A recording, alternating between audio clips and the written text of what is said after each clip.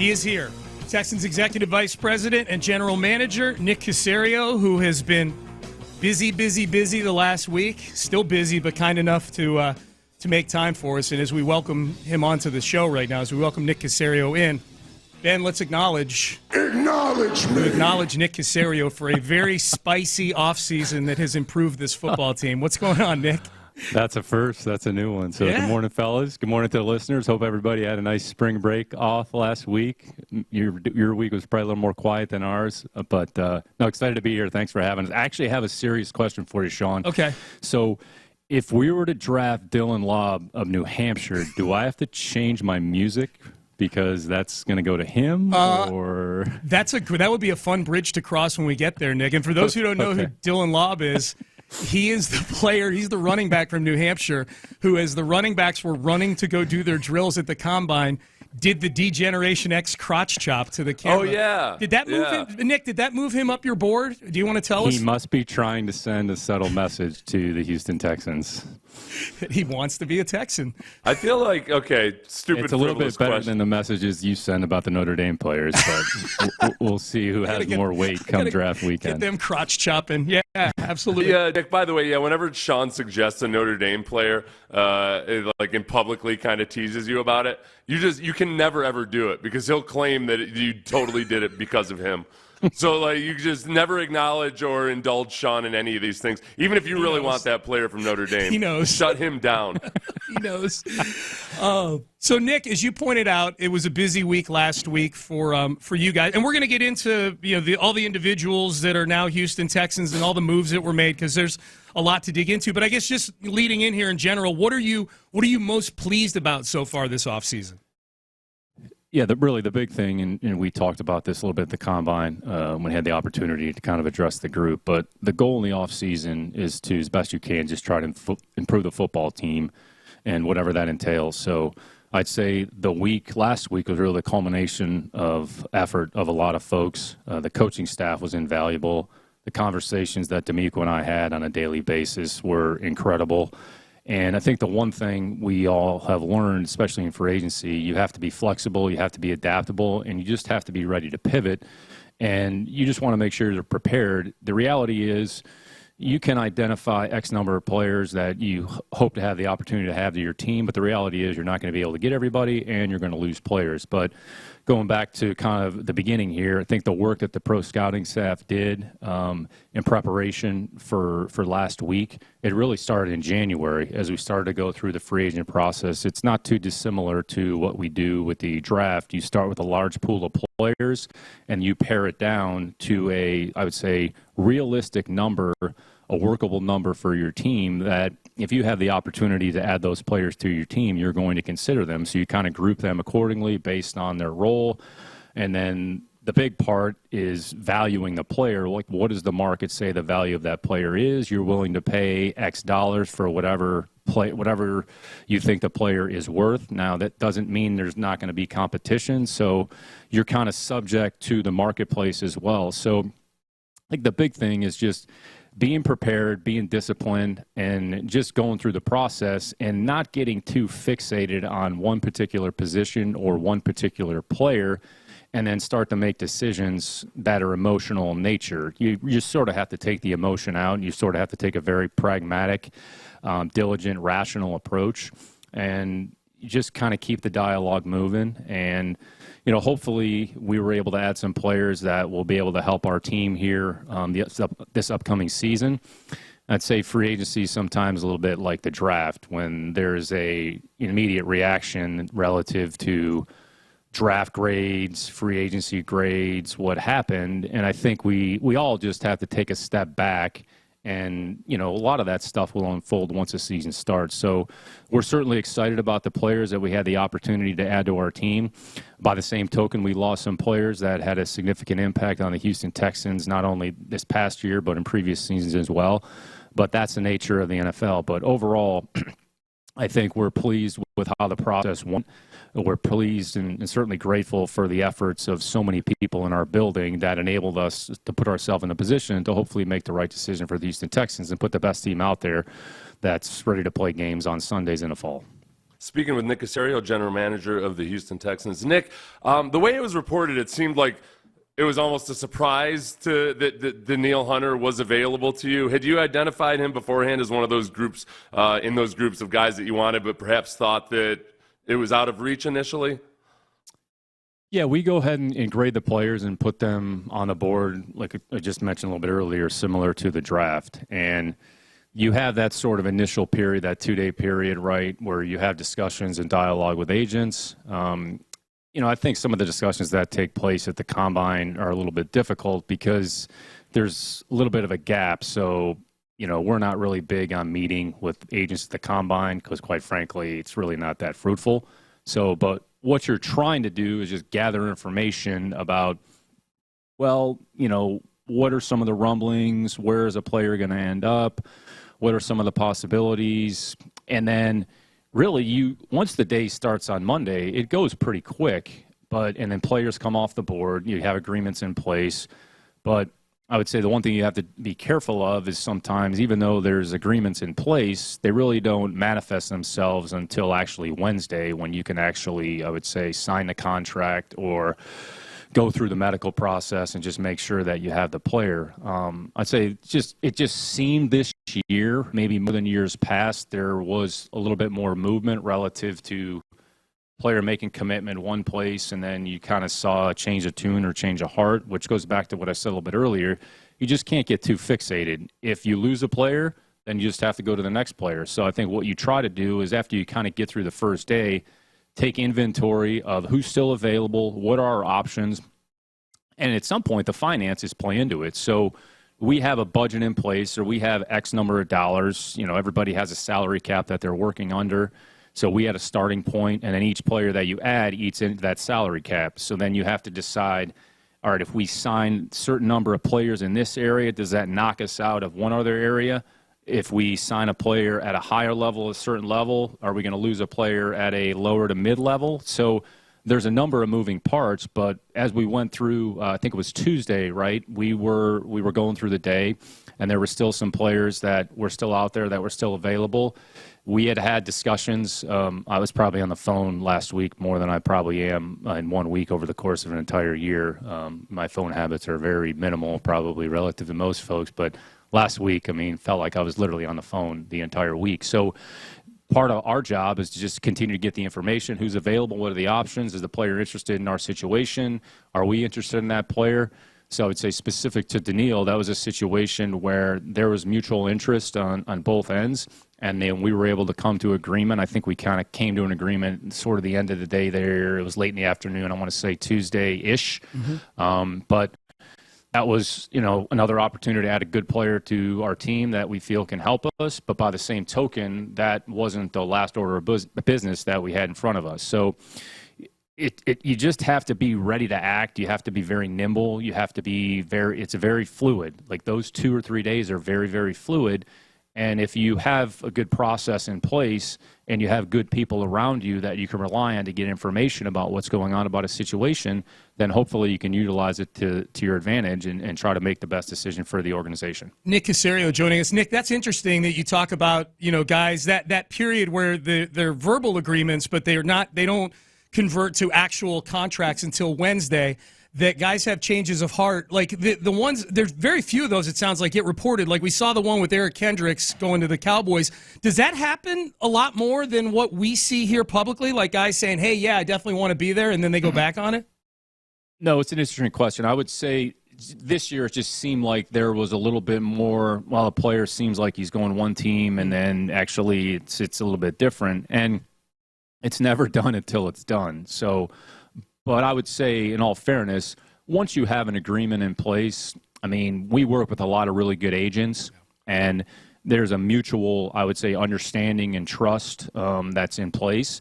But in the end, if a player has a change of heart, despite how mad or emotional you may feel, in the end, the player has to do what he feels is in his best interest, and we have to be respectful of that. So I wouldn't say that it happens all the time, Sean. I just would say this year it just seemed like there was a few more situations where that popped up, and you just have to be prepared for it. But in the end, The player has to make the decision that they feel is best for their individual situation, and we're certainly respectful of that. And if that's the case, then you have to move on to the next player. So I'd say it's a difficult time for teams. It's a difficult time for players. It's a difficult time for agents. So you try to handle everything in a very professional, honest, truthful fashion.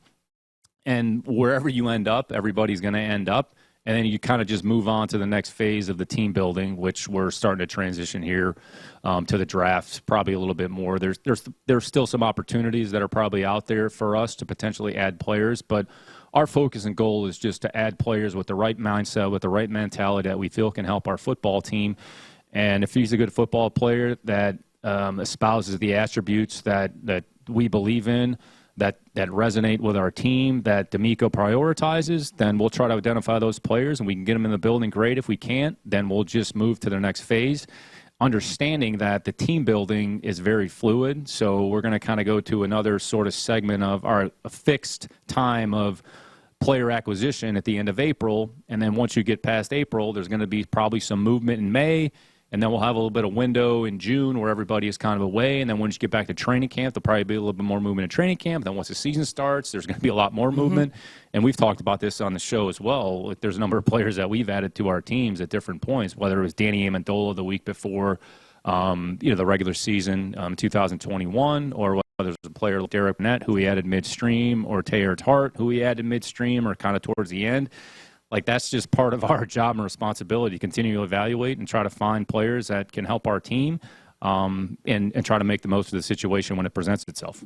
Was the Malik Collins trade something that went the way you had planned, or was there a mix-up or a miscommunication or a change of plan somewhere along the way there? Yeah, no, not at all. I think every situation is different. It's always a case-by-case situation.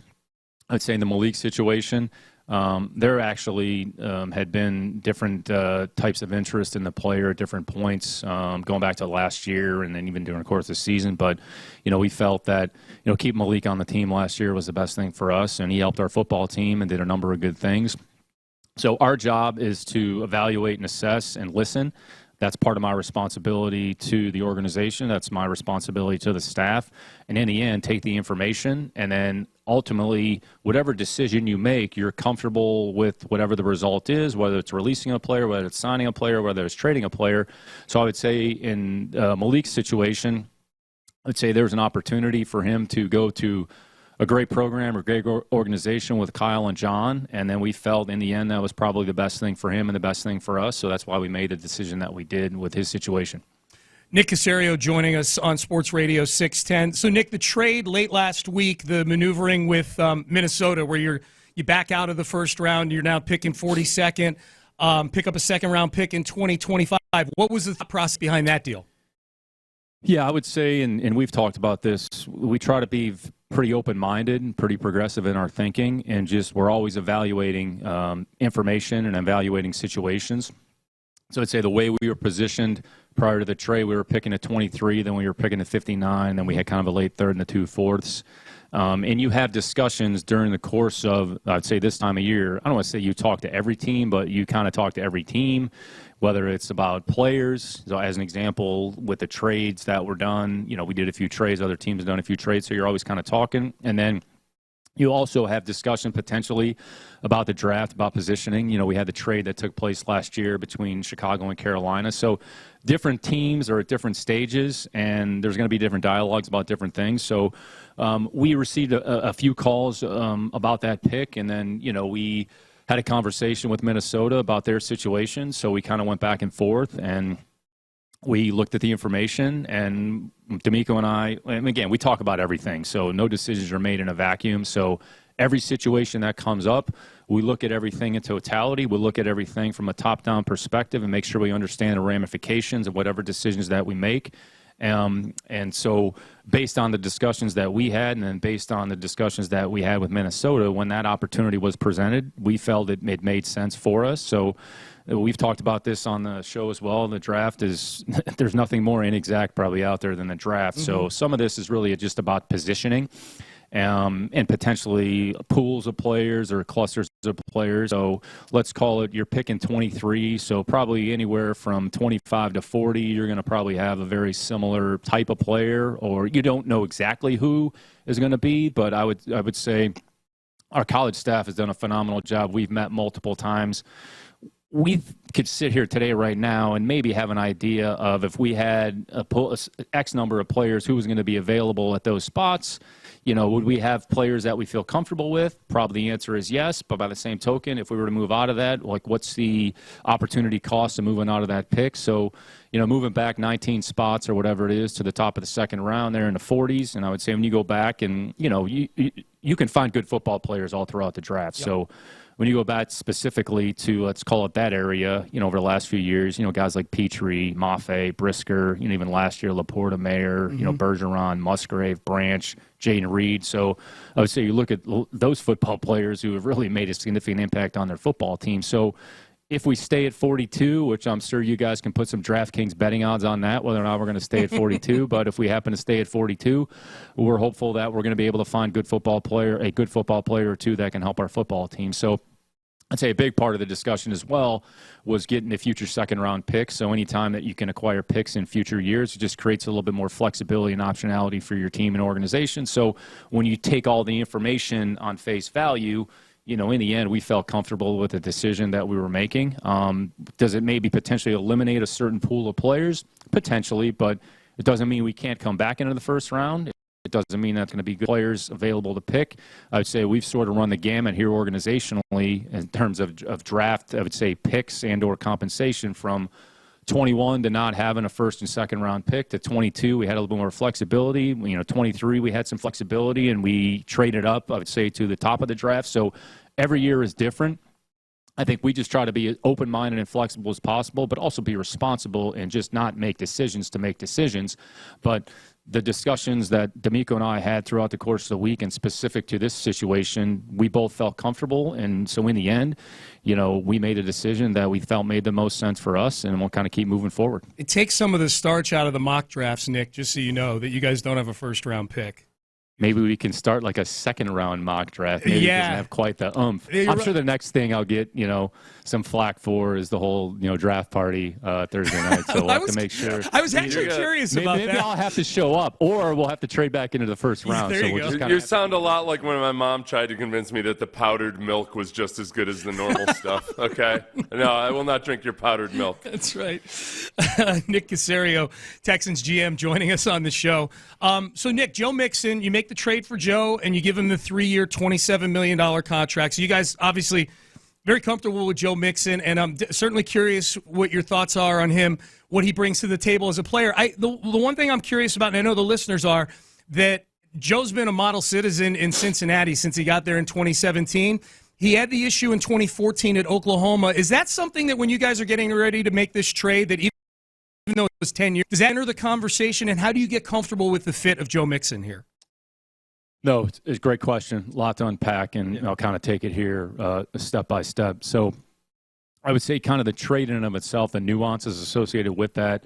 So I would say it's not often that a situation like this pops up, but by the same token, when a player becomes available, we always look at it and say, all right, number one, is this a player that if we had the opportunity to add to the team that we would consider? And then what are the kind of the dynamics involved? So in his case, he was released. It was done kind of after the 4 o'clock hour. So he was available. So he was free. I would say just from the trade, kind of how it was consummated, it's similar to something that we did a number of years ago. I want to say it was 2018 with Jason McCourty. So Jason was released by Cleveland. I want to say like March 15th. Same thing. He was free. He was going to be a free agent. He was going to be released. But there was a player that, we had conversations, Coach Belichick and I had conversations like, hey, is this somebody that we'd have interest in having on the team? Mm-hmm. And we decided, oh, yeah, sure. So we picked up the phone. We called Cleveland and said, hey, would you guys be interested in trading Jason? Work out the compensation. I think it was like a 6-7 flip.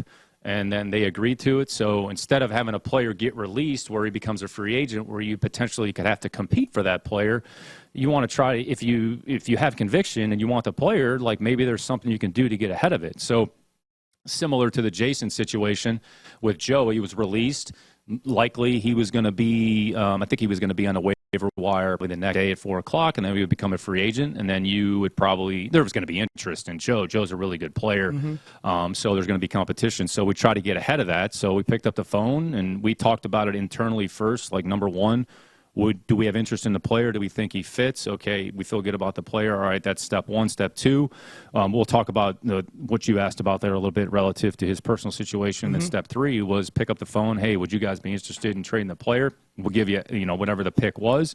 And we agreed to the trade. I think, and that's how we kind of came to the agreement. We're able to acquire the player on the team and the commitment that we made to Joe. This is a player that has been a very consistent, very productive, very durable player over the last however many years. I mean, he's usually out there. I mean, he's got good balance. He's got a good running style. He's versatile. He play in a passing game. So from a football player standpoint, we felt this is a player that we wanted to be a part of our program here moving forward.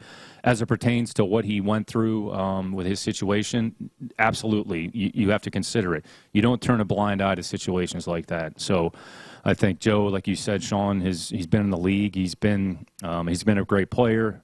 He's been great in the locker room. He's been great in the community. He was a 3 or 4 time captain in Cincinnati. So he's done a lot of good things. One incident from 10 years ago certainly doesn't define a person. I think Joe's acknowledged that. And, obviously it was a very difficult situation for everybody involved, himself. And, Joe was accountable that, he made a mistake. So, I think we research everything. When I was in New England, we were having similar discussions. You're kind of going through and trying to get to the bottom of what do you have with the person, what do you have with the player? Was it an isolated situation? You want to be sensitive to everything that's involved. And then the further research that we did, and then even the folks that were here in Houston, part of the scouting staff before I arrived when he came out, they went through extensive research along the way, and we were comfortable. Houston was comfortable with the player at the time as well. So you have to look at everything. You have to take each situation as it comes. Each player has their own specific profile. We're certainly sensitive and cognizant. It's not something that you turn a blind eye at, but in the end, you try to make the decision that you feel makes the most sense. And we have confidence that Joe is going to bring a lot, not only on the football field, but is going to do a great job in the community. And we were willing to make a commitment to him to be a part of our program here for the foreseeable future. Nick, since we're on the topic of running backs, after the game last year in which Dameon Pierce scored the kickoff return touchdown, the Browns game, Dameon in the postgame was very open with Sean and Clint about how he'd had a hard time adapting to this scheme and that he was going to dedicate himself to it in the offseason to really learn this scheme. How does that factor into your plans this offseason? Like, can you bank on Dameon Pierce all of a sudden having a light go on there, or do you kind of have to take last year's performance and accept that might be what you get again this year? Yeah, the beauty is everybody starts over, everybody starts from scratch. So it's a new opportunity to learn, to grow, to improve. That's what the offseason is about. It's about improvement. It's about individual improvement. It's about collective improvement. It's about team improvement. So, and that takes on for different shapes and sizes. Let's say specific to DP. DP is a great player. He's helped us, win a number of football games. He's got good skill. I think, we've all been in the league and seen the league now. You need 2 good backs. So Damien's good back. He has good skill. So once we get started here in the offseason program, we'll see what improvements a player can make. A lot of this is about individual ownership and the fact that, Dameon was honest enough and accountable that he wants to improve and get better. It says a lot about who he is as a person. I think that's the type of mindset and the type of people that we want to continue to have in our building. So DP is going to help us win football games, and ultimately, we're trying to put together the best team possible, and whatever that looks like come September, whatever the cut down is, or whenever we have to put the 53 together, then, we'll see where we are. But glad DP's here. He's got a great attitude. He's been in the building here, over the last few weeks. We have a number of players. Honestly, we have like 25, 30 players that are in the building working on their own volition, preparing for the start of the offseason program. So it's a credit to them. It's a credit to, the people in the building that they want to be here. I think we're fortunate to have the support of ownership, that we have the resources that are available to the players. And by the same token, everybody lives in Houston, so they probably have nowhere else to go. So they can just come over to NRG and get their workout in instead of having to go somewhere else. But I think DP is excited about the offseason, and everybody should be excited about the offseason just in terms of their individual improvement and just try to become a better football player, because that's what this is about. Nick, I truly mean this when I ask this, given the time of year that it is. I should have actually said at the beginning, I have plenty of time. So yeah, I meant to ask you at the beginning, but I was too excited to acknowledge you coming into the conversation. Yeah, that actually was more important. Anyway, very much more. That and Dylan Love, those are the two things we had to get to right off the top. Definitely. So, Nick, the guys who you've brought in, I know Joe Mixon talked about it, Danil Hunter talked about it, other guys have talked about it. They all bring up DeMeco's energy as a big positive coming in here. They bring up his background as a player, but his energy, and having seen his energy now in place on a sideline during a season, that was something you guys didn't have as a weapon, I'll call it, in free agency last year. Are you privy to the conversations that DeMeco has with these guys, and what's he like as a quasi-salesperson for you guys in bringing these guys in? I think he's a pretty good recruiter, but he doesn't really have the what you see is what you get. I mean, it's hard. Like, who doesn't want to play for DeMeco Ryans and be associated with a program that he's overseeing and running? I mean, his juice, his energy, I would say his consistency, his honesty, his authenticity. I mean, those are things that players want, and DeMeco has them in spades. And I think whatever conversations that he has with the players, like those are between, DeMeco and the player. I think we understand what we're looking for. We understand the types of people and the mindset that we want the players to possess that walk in the building. And I would say people and players feel that energy and feed off that energy, and it's real. I mean, you see it, if you're sitting in the stands or if you're watching on television. I mean, that's who he is. That's what makes him, I would say, the great coach and the great person that he is. And I think we're all very fortunate to have him as our head coach. And he doesn't have to worry about recruiting in college, but I think he does a pretty good job recruiting players in the NFL. And it's just about, in all seriousness, about laying out our program, what it's about, what the expectation is. And then ultimately the player has to make a choice whether or not that's a program they want to be affiliated with or not. So I'm glad we get to work with him. I've said this multiple times. I'm glad I get to work with DR on a day-to-day basis. Again, our conversations are they're great conversations. They're very honest. We're respectful of each other's viewpoints. We listen. My job is to listen to him, and in the end, we have to feel comfortable with the people that we're bringing in. But I think we are very like-minded in a lot of ways in terms of what we want the team to look like, and my job is to go out there and support him and the staff and just make sure we're identifying the right players that fit the profile of what we want in a Houston Texan football player. When you look at some of the guys that you've either lost or have moved on from free agency, Devin Singletary, Sheldon Rankins, those are guys who got better deals this year in free agency than presumably were available to them when they signed one-year deals with the Texans. Do you start to get a sense that, okay, teams might look at the Texans as a place that, all right, a one-year prove-it deal makes sense for us here. This is a place where I can go and then either maybe get a contract like Dalton Schultz did or go off and get a better contract elsewhere like Singletary or Rankins? Yeah, every player in every situation is different. Like, however they get here, whether it's a one-year deal, whether it's a two-year deal. But we're fortunate. We had a number of players that were here last year. I mean, you mentioned them. You throw JG in there as well. JG, Cash, Motor, Rank. I mean, great football players, great people. And, those are players that, we would have liked to have the opportunity to keep. We worked in a lot of those situations to try to keep them. In the end, it didn't work out. But certainly, we're grateful for what they provided for our program. We have a great deal of respect for them. I mean, they worked hard. They were a big part of what we're doing. Their contributions were significant. So, I mean, honestly, you're happy for those players that they earned an opportunity, that they earned. They deserve what they received because of what they did on the field. So, certainly wish those guys nothing but the best. You want them to go out there and continue to be great football players and great people in the community, which I would say they will be. But that's just some of the give and take and some of the, let's say, roster movement that takes place on a year-to-year basis. So I'm sure we're going to have another group of players that will be here, and then eventually they'll probably not be here. But our job is to kind of keep it moving and just try to identify the right folks. But I mean, those players in particular, I mean, nothing but respect and admiration, appreciation for what they did last year. They helped us, win a championship, and nobody can take that away from them. Nick Caserio, Texans GM, joining us. You're listening to KILT and KILT HD2 and Odyssey Station. Hey, Nick, can we rapid fire a few of the guys that have had injuries during the season and get updates on them from you real quick here? Sure. Okay. Yeah, absolutely. Yeah. I'm not a doctor, but I'll do the best I can. Dr. Maybe Nick. I'll go. Maybe you should call Houston Methodist. Maybe they can- That's our guest at 9 o'clock. But- Go ahead. How's Tank coming along? Yeah, I mean, making progress. Ultimately, our training staff and doctors will make a determination about what a player's situation is. So, I mean, I'd be careful about reading, too much into any sort of commentary or what's going on with a player. I would say certainly Tank, he's making progress. And ultimately in the spring, is about doing what we feel is best for each player. But, Tank's been here every day. Tank's working hard, so he's making progress. So taking it one day at a time. But you're certainly headed in the right direction. What about Titus Howard? Yeah, similar situation. Titus had some work done there in the offseason or after the season. Honestly, Titus is a tough dude. I mean, he's very tough, physically tough. He probably played more hurt than maybe people realized last year, and then ultimately, we decided to shut him down or had to shut him down. So, he's had a good attitude. Some of the pain has subsided, so I think the procedure that he had done hopefully will help him. But I mean, he's been here.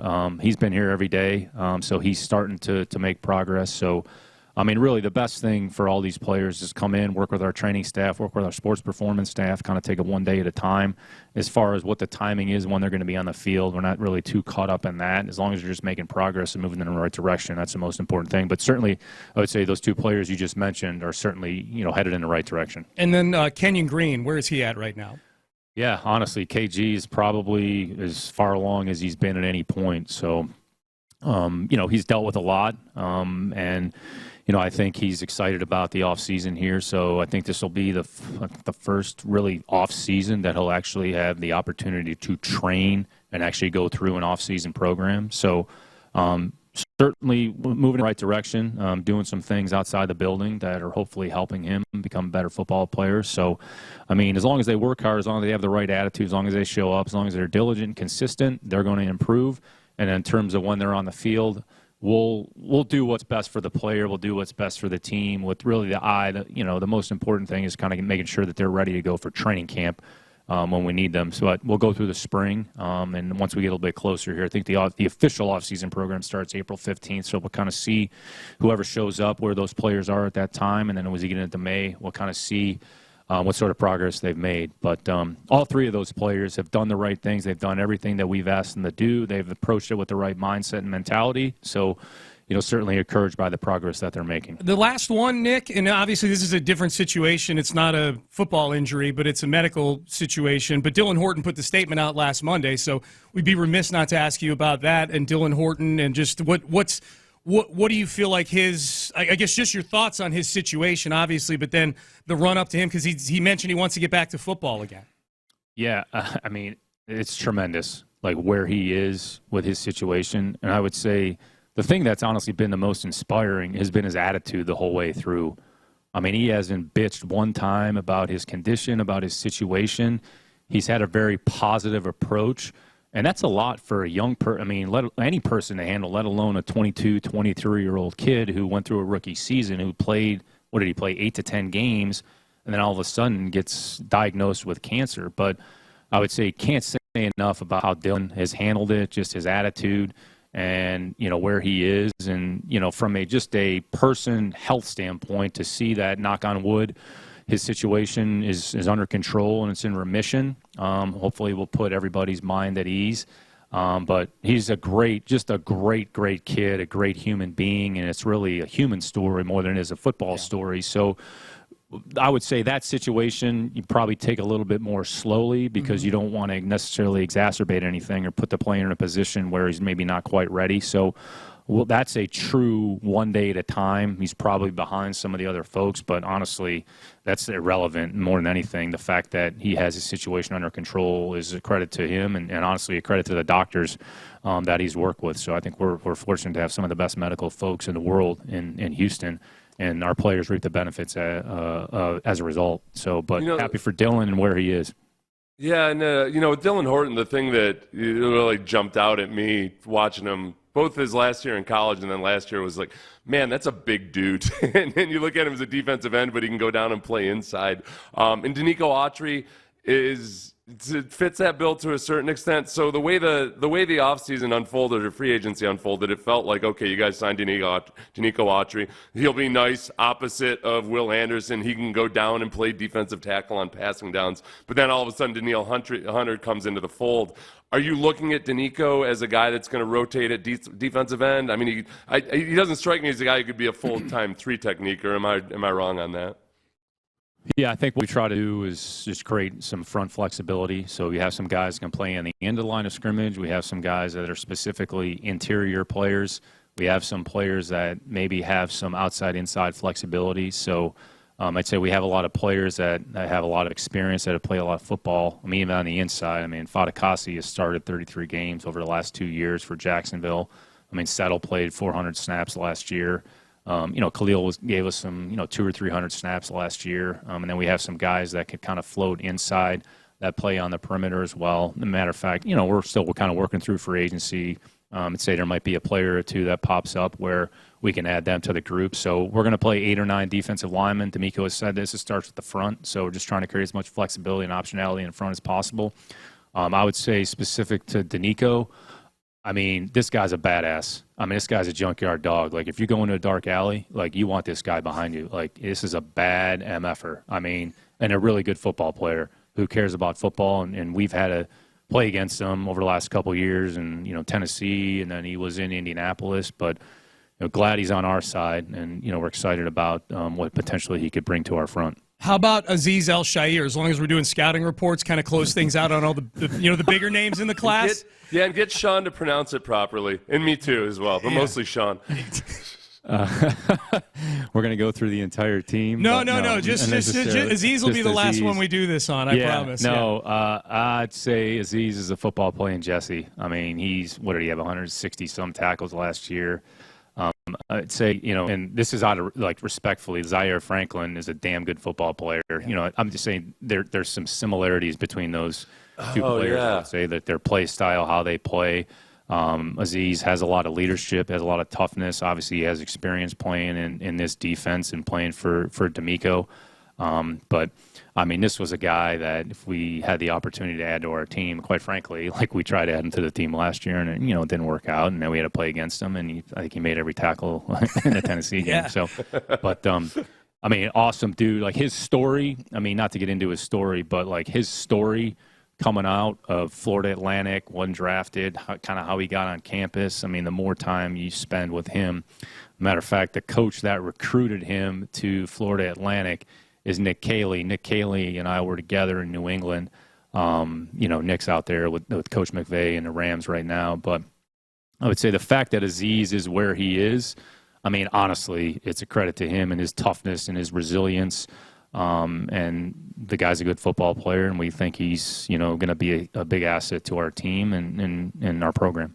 Nick, I'm gonna send you some clips from Zaire Franklin's podcast. He loves C.J. Stroud and hates himself for loving C.J. Stroud. He's so old school. Like, he wants to despise his opponent, and he feels. I love Zaire Franklin. Yeah, this guy. Like, when you play the Colts, if you don't get a hat on Zaire, he's going to make every tackle, which is why he had 170 tackles. Now he's got 2 big oxes in front of him, and Buckner and Stewart, that keep people off him. But I mean, Franklin is a damn good football player. Probably an underrated player. Not a lot of people talk about him, but they should. Yeah. I like how all these Indianapolis people like Pat McAfee hate themselves for loving you guys, Nick, personally. Well, we got to keep winning games. Yeah, so that's true. Otherwise, they can go back to. Hey, no, I know. Let me get out over my skis. You don't go. You and Pat can have that conversation. There you go. Sean just wrote up a headline: Zaire Franklin only good because of the studs in front of him. That's right. Yeah. I don't think he would like to hear that on his podcast. No. Which God, is not no. true, by the way. But yeah. Hey, Nick, quick CJ question. Because we've hardly mentioned him at all in this conversation. Are you more impressed by the 192 pass attempts that he led into the season without an interception, or I counted these last night, the 198 that he closed the season without an interception? Sean, you did a lot of work before the show started. I did, man. I did math. Yeah, you're doing math. Thank you. You were counting. Yes.